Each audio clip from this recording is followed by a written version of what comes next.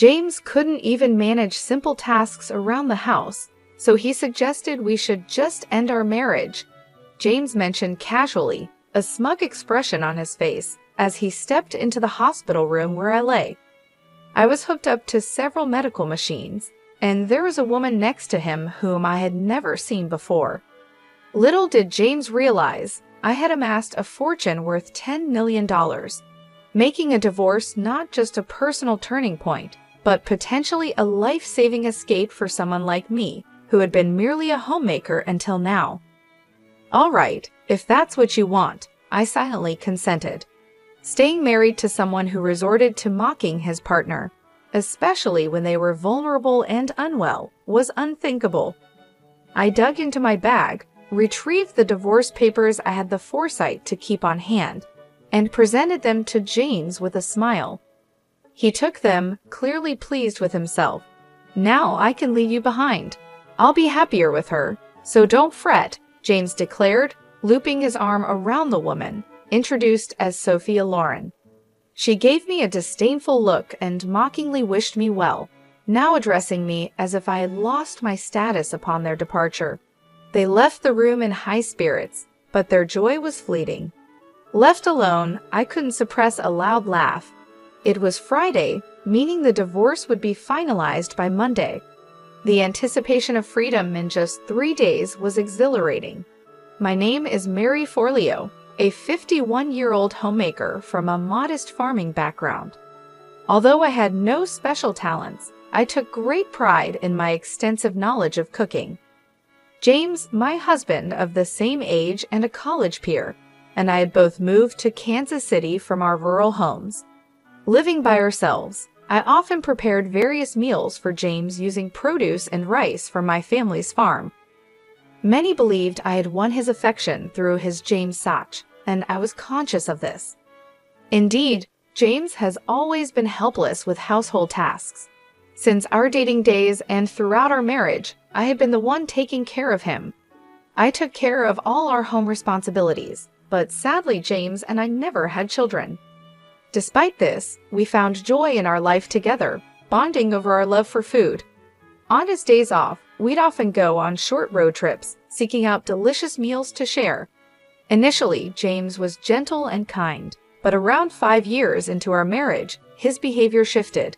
He became more controlling. While he never became physically abusive, his words grew harsh, often leaving me hurt. Feeling powerless as a full-time homemaker, I rarely stood up to him, doubting he would listen or value my perspective. James landed a job at a prestigious company after college, but left 7 years later. He hopped from one job to another, leaving us in a constant state of financial instability. However, at his most recent job, where he stayed for 4 years, things seemed different. He got along with his coworkers, and I harbor a small hope he might stick it out. Then, one day, James came home early, announcing he had quit his job yet again. My shock slipped out, causing his temper to flare. I dropped everything to appease him, apologizing for my reaction. James's mood was volatile, and I tread carefully to avoid worsening it. After muttering an apology, which seemed to calm him slightly, I resumed my role, serving him dinner and drinks without further comment. Over the years, my identity had faded. Married at 32, now 17 years later, I seldom showed my true self, instead playing the part of the compliant wife to keep the peace. After James had his fill and fell asleep on the couch, I cleaned up the mess he'd left behind, feeling a wave of sadness over the state of our marriage. This wasn't the life I had dreamed of. Looking back on our happier moments, I questioned whether continuing this way was bearable. The thought of divorce, once unimaginable, now seemed like a potential escape from this cycle of unhappiness. I began to plan my next day with a newfound resolve, ready to face the challenges I had long ignored. As James set off to the employment office, securing yet another job with remarkable speed, I made my way to the city office. There, I filled out and signed divorce papers. Although I wasn't fully prepared to file them just yet, holding onto them gave me a sense of security. I carefully hid the signed documents in a deep corner of my bag that I used often, wary of the potential fallout should James stumble upon them. "Where did you disappear to while I was out looking for jobs?" James inquired when I got back. I told him I had been to the stationery store to pick up some resume papers, thinking he might need them. James seemed pleasantly surprised by my thoughtfulness, his initial suspicion quickly replaced by a lighter mood. I handed him the resumes I had actually purchased, and shortly after, he left to meet a friend for drinks, excited about his new job. This position promised a stable salary and benefits superior to any he had before. Silently, I hoped this job would be the one he kept until retirement, especially since it involved sales and required him to spend evenings out more frequently. I treasured these moments of solitude, using them to recharge and always making sure to welcome James with a smile upon his return. Then, unexpectedly, I received a call from my mother. She excitedly shared news of a sudden windfall, $10 million from the value of family land we never thought we needed. The land was appraised at $12 million, and we could live comfortably with just a fraction of that. My mother, who had always been wary of James, especially after he became more possessive and even barred me from visiting my childhood home, suggested it was time for me to reconsider my life choices. She revealed that she had transferred the property, inherited from my grandmother, into my name to avoid inheritance taxes, providing me with an unexpected path to freedom. About a week later, I found myself in the aftermath of a traffic accident. Thankfully, my life was not in danger, but I would need to stay in the hospital for a week. After securing my belongings, including the divorce papers, in the hospital room's drawer, I contacted James to inform him of the accident. His first reaction was not concern for my well-being, but worry over who would prepare his meals during my hospital stay. This response further cemented my realization that my journey toward independence, fueled by my inheritance and the silent preparation of divorce papers, was not only necessary but imminent. I was on the brink of confronting James for valuing his meals over my well-being when I broke the news to him that I'd be hospitalized for a week. Apologizing, I suggested he find his meals elsewhere during my hospital stay. His reaction was anything but supportive. "Not even cooking for your own husband? What a lazy wife," he complained, before declaring he was on his way to the hospital. I had originally intended to discuss the inheritance with him that very night, but his response made me reconsider. As I lay in my hospital bed, hooked up to machines and undergoing various tests, I couldn't shake the feeling that my gut instinct about keeping the inheritance a secret was right. When James arrived, his harsh words stung deeply. Standing there with a smirk, he criticized my inability to manage household tasks, even in my condition, and suggested a divorce, demanding compensation. Next to him was a woman I didn't recognize, oblivious to the fact that I was worth $10 million. He didn't understand that for me, a divorce wasn't just an end to our marriage, but a crucial turning point. Finally, I resolved to end it. Confronting a man who could so callously insult his wife while she was vulnerable was not something I could tolerate. I handed him the divorce papers I had secretly prepared, watching as his smirk widened. "Now I can leave you behind. I'll be happier with her," he claimed, putting his arm around the girl he called Hannah. As they mockingly bid me farewell and left, laughing, I couldn't help but laugh myself. It was Friday, and the divorce would be processed by Monday. The thought of being free in just 3 days filled me with anticipation. The weekend passed quietly without a word from James, offering me a peace I hadn't felt in a long time, despite the restlessness from inactivity. Whenever I felt agitated, the nurses would encourage me to stay calm. By Monday evening, my phone began to incessantly ring with calls from James. Initially, I ignored them, but after half an hour of relentless ringing, I decided to pick up, curious about what he could possibly have to say after everything that had transpired. Upon answering James's persistent calls, His immediate shouting couldn't help but draw a laugh from me, which only fueled his fury further. He was irate that the divorce papers hadn't gone through as he expected. I couldn't resist chuckling as I informed him that I had preemptively filed a notice of non-acceptance, recalling how he used to casually threaten divorce during our arguments. I thought it best to safeguard against his impulsive decisions. James, flustered, demanded I withdraw the notice immediately. However, I stood firm, asserting my newfound resolve not to bend to his every whim. I calmly explained that any changes couldn't be made until after my hospital discharge, and even then, we would have to navigate the official procedures together at the municipal office. James's desperation, especially his eagerness to formalize his relationship with Hannah, whom he introduced as his new partner during my hospitalization, was both appalling and amusing. When I inquired if Hannah was the woman he intended to marry, James's confirmation only highlighted the absurdity of his situation. Since we were still legally married, Hannah was, in essence, his mistress. I maintained my composure in the face of James's irrationality, further agitating him by indicating that the division of our assets, including the complications arising from his actions, would be handled by my lawyer. I reminded him that I had diligently managed our home and remained faithful, placing the responsibility of our failed marriage squarely on his shoulders. James seemed confused, wrongly assuming that my inability to perform household duties while hospitalized constituted neglect on my part. I patiently explained that his failure to care for me and his expectation that I should cater to his needs despite my condition was unreasonable.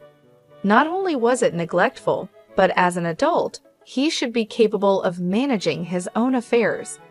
James's attempts to justify his behavior with flawed logic were bewildering. He clung to the belief that his relationship with Hannah absolved him of any wrongdoing, dismissing the fact that his affair was a clear breach of our marriage vows. Despite his stubborn insistence, it was evident that his arguments would hold no water in any reasonable discussion, let alone in legal proceedings. His inability to grasp the gravity of his actions and the legal and moral implications of cheating was astounding, revealing just how diluted his perspective had become. Choosing to put an end to the unproductive exchange, I informed James that any further communication should be conducted through our lawyers. Cutting the call short, I didn't wait to hear his objections. Though he tried reaching out several times afterward, I steadfastly ignored his attempts, leading to his eventual silence. This brief respite was shattered the next morning, as my phone incessantly rang from 8 a.m. Answering the call, James immediately vented his frustrations about being unable to withdraw money from what he assumed was a joint bank account. Given that joint account holders typically have equal access, his difficulty puzzled me until I realized he might be attempting to access my personal account. Upon inquiry, James confirmed his intentions to withdraw from my account, igniting a tirade filled with irrational demands. James's outrage was unbridled, yet he failed to grasp the precautions I had taken the day before my hospitalization. Anticipating potential financial recklessness on his part, I had informed the bank to freeze any withdrawals until I could oversee them myself upon discharge. This precaution was vindicated by James's current actions attempting to withdraw funds from an account that, especially in light of our impending divorce, he had no right to access. Despite this, James saw no issue with his request and pressed me for an immediate withdrawal. I firmly reminded him that, in our current state, we were essentially strangers, and I was under no obligation to dispense money to someone who had effectively become an outsider to me. This newfound defiance took James aback, as he was unaccused James to me asserting myself in such a manner. His demands continued, now insisting on receiving money and compensation for the household duties I could not perform from the hospital. It was clear that, despite his educational background, James lacked the basic understanding and respect for our situation after 19 years of marriage. I addressed James with the patience one might use for a child, clarifying that I was no longer the passive partner he was used to manipulating. We would sort out the division of assets legally through a lawyer. His reaction was predictably angry, threatening to confront me in person at the hospital. Unperturbed, I had already taken measures to ensure my privacy and safety, instructing the nursing staff to admit no one but my parents to my room. True to his word, James did attempt to visit, only to be halted at the nurse's station, as evidenced by the continuous ringing and subsequent flood of messages on my phone. This barrier further illustrated the decisive steps I had taken towards independence and self-respect, standing firm against James's unreasonable expectations and intrusions. I archived all the messages James sent as proof and promptly reached out to my lawyer. It wasn't long before my attorney contacted James, which effectively halted the onslaught of messages. Just as I began to think the ordeal was nearing its end, a surprising turn of events unfolded. I was notified about a visitor, Lisa, a long-standing friend with whom I shared a passion for food. We used to explore dining spots together until my marriage. She reached out, expressing concern for my well-being, and dropped a bombshell. She suspected Hannah, the young woman seen with James, was involved in an affair with my husband. My shock deepened when I learned of Lisa's connection to Hannah. She was Lisa's niece. The revelation came about because Hannah had boasted to her family about marrying a 51-year-old man, and a shared photograph revealed that man to be James. The twist that Lisa was inadvertently linked to this messy situation through family ties left me astounded. Lisa had already briefed her sister, Hannah's mother, about the upheaval their niece had stirred in my life. She was contemplating seeking reparation from Hannah for the distress caused, but reassured me that our friendship, spanning 2 decades, wouldn't be sacrificed over this incident. Lisa had arranged a meeting to resolve the matter and invited me to join, offering to provide photographic evidence of the affair. After my hospital discharge, I headed to a secluded dining room in a restaurant with my lawyer, where James and Hannah were indulging in a lavish meal. Their brazenness caught me off guard. James had the audacity to suggest I foot their extravagant bill, but I firmly declined, asserting they covered their own expenses. My primary goal was to negotiate the division of our shared assets. Ignoring James's disparaging remarks, my lawyer and I settled in and laid out the evidence of James's wrongdoing. We presented legal documents delineating James's liability and the proposed division of property, alongside photos Lisa had taken, capturing James and Hannah's intimate moments and Hannah with another man at a hotel. This evidence visibly unsettled both James and Hannah, disrupting their meal. Lisa's timely entrance further escalated the tension. She confessed to capturing the incriminating photos, leaving Hannah bewildered by her aunt's involvement. Lisa then took the opportunity to clarify her actions, emphasizing the importance of accountability and the consequences of Hannah's choices, all while supporting me through this tumultuous chapter. Her intervention not only reinforced our bond, but also underscored the complexities of personal relationships intertwined with familial connections. Lisa, amidst the unfolding drama, assured me of her continued friendship, despite her intent to seek reparations from Hannah. She condemned Hannah's behavior as reprehensible, especially after Hannah falsely claimed to be pregnant. When confronted, Hannah looked visibly unpregnant, leaving everyone, including James, astounded by her claim. It wasn't long before she confessed to fabricating the pregnancy tale, admitting her strategy involved targeting affluent older men, with James unfortunately ensnared by her deceit. She hoped the lie would prompt James to leave me, but with the truth out, James was at a loss for words, especially when faced with his financial incapacity to address the situation. Lisa resolved to have Hannah apologize properly later and escorted her niece away, leaving James and me to a tense conversation. James, now grappling with the fallout, attempted to salvage our relationship, suggesting a fresh start. He argued that my lack of recent employment history would hinder my independence, to which I confidently responded that my financial stability was assured, thanks to my significant personal savings, excluding him from any claim to it. This revelation, along with my intent to proceed with the divorce, underscored my independence and the end of our nearly 3-decade-long marriage. In the aftermath, Hannah made a monetary apology transferred directly to my account, an action enforced by her mother, who also mandated her employment to amass the owed compensation. James, alienated by his actions and the subsequent familial backlash, found himself financially strained, necessitating loans to fulfill his obligations towards me. His professional life suffered as well, with his indiscretion leading to job loss and a new, challenging chapter involving multiple jobs to manage his debts. With the compensation received, I directed a portion towards charitable causes and relocated to the countryside, investing the rest in a serene and fulfilling single lifestyle. My bond with Lisa remained strong. We embraced our singleness, planning to cohabit, explore culinary delights, and embark on leisurely journeys together. Our shared excitement for a future filled with friendship, food, and travel marked a hopeful chapter, ready to commence with the upcoming move. I looked forward to a life of joy and authenticity, free from the shadows of the past.